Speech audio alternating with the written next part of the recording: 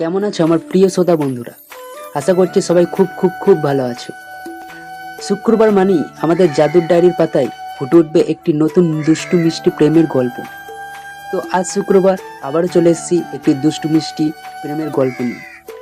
আশা করি তোমাদের গল্পটা অবশ্যই ভালো লাগবে। তো চলো শুরু করা যাক আজকের গল্প।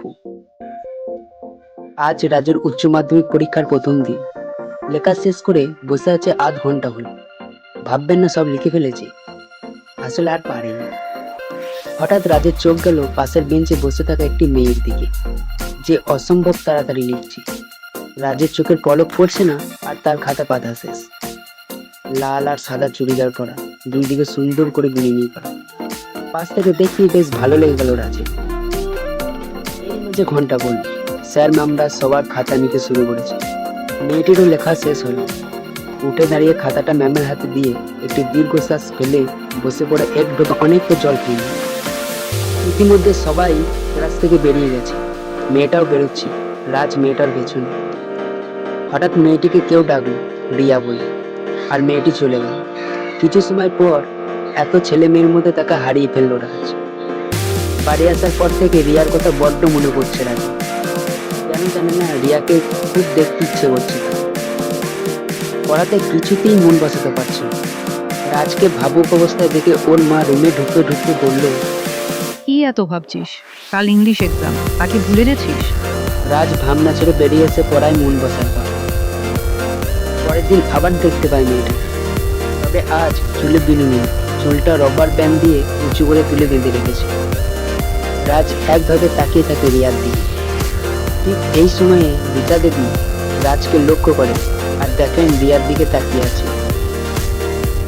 রীতা দেবী কিছু একটা আঁচ করে রিয়ার দিকে এগিয়েছে। রীতা দেবী রিয়াকে বললেন, তোমার নাম কি মা? আমার নাম রিয়া। রিয়া দেখতে একই মিষ্টি, আর হাসলে আরো মিষ্টি লাগে। বাহ, খুব সুন্দর নাম। তা তোমার সাথে কেউ আসেনি? হ্যাঁ মা, এসেছে তো। একটু ওই সাইডে গেল একটা কল আসায়। তা কাল তোমার এক্সাম কেমন হলো? রিয়া কিছু বলার আগেই ওর বান্ধবী মিঠু বলল, হ্যাঁ আন্টি, রিয়ার এক্সাম ফাটাফাটি হয়েছে। ওর এক্সাম সবসময় ভালো হয়, খারাপ তো আমাদের এক্সাম। এভাবেই কিছু সময় রিয়ার সাথে রীতা দেবী কথা বলল। আর রাজ দূর থেকে ভাবছে ওর মা কি কথা বলছে রিয়ার সাথে। 5 বছর পর মাথার ওপর খোলা আকাশ, অর্ধেক একটা চুল, তার পাশে ছড়িয়ে ছিটিয়ে রয়েছে হাজারো তারা। তাদের কান নিচে হাত রেখে দাঁড়িয়ে আছে দুজন, আর এই দুজন কেউ নেই, রিয়া আর রাজ। আজ ওদের আশীর্বাদ হয়েছে। রাজ খোলা আকাশের দিকে তাকিয়ে বলে, আমার মতো মা যেন প্রতিটা ঘরে ঘরে হয়। তাই নাকি? সেদিন যদি মা না দেখতো যে আমি তোমায় দেখছি, আর না যদি তোমার সাথে কথা বলতো, তোমার মায়ের সাথে পরিচয় না করতো, এতগুলো বছর সম্পর্ক না রাখতো, তাহলে কি আর আমি তোমাকে পেতাম? তাও ঠিক, আন্টির মতো মানুষ হয় না। আসলে আমার বাবা মার তো লাভ ম্যারেজ, তাই ওনারা ভালোই বুঝেছিলেন আমি তোমাকে। কথাটা বলতে গিয়ে চুপ করে গেল রাজ। রিয়া রাজের মুখের দিকে তাকিয়ে বলল, তোমাকে কি? রাজ মেঘের দিকে ঘুরে বলে, কিছু না, সত্যিটা বলেই দাও না। ভালোবাসি।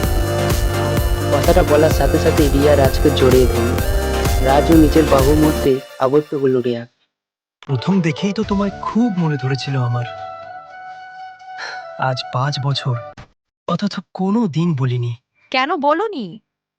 মা বলেছিল, আগে প্রতিষ্ঠিত হও, তারপর বিয়ের প্রস্তাব দেবে সোজা। আমিও তো অপেক্ষায় ছিলাম, কবে তোমরা আসবে প্রস্তাব নিয়ে। এটা তো জানতাম না। তা কেন জানবে? আপনি তো আমায় কখনো বলেননি, তাহলে কি করে জানবো? রিয়া রাজকে ছেড়ে ওর চোখের দিকে তাকিয়ে বলল, সব কথা কি মুখেই বলতে হয়? এই 5 বছরে তো অজস্রবার দেখা হয়েছে আমাদের। আমার চোখ দেখেও কি কিছু বোঝনি? রাজ কিছু না বলে হেসে চোখ নামিয়ে নিল, কারণ তার মা প্রমাণ করে দেয় রিয়া যে ভালোবাসে রাজকে, সেটা রাজ জানত। রিয়া কিছু বলে না। হঠাৎই রাজের জামার কলার ধরে ওর ঠোঁটে ঠোঁট ডুবিয়ে দেয়। রাজ প্রথমে অবাক হলেও এই মুহূর্তে ওরও তো ইচ্ছে করছিল রিয়ার ওই নরম ঠোঁটের স্পর্শ নিতে।